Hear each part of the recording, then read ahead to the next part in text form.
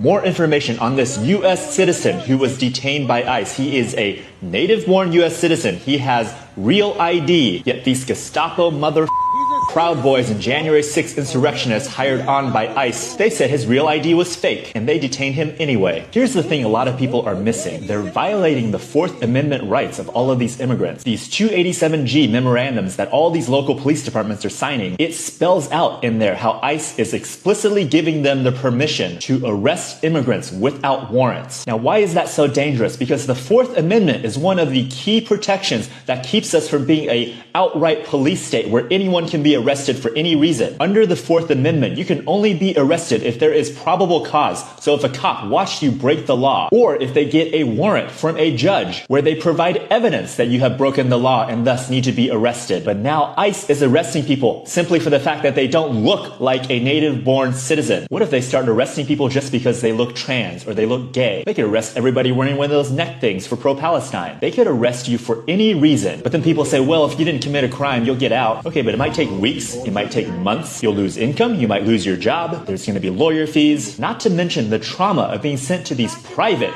for-profit detention centers for having done absolutely nothing wrong. Unreasonable searches and seizures by the King's men was one of the grievances that we fought a revolution for. And conservatives, you're just going to give up this constitutional right because you're racist? Mark my words, this will come back and harm white American native-born citizens. Go ahead, give up your Fourth Amendment rights. See what happens after.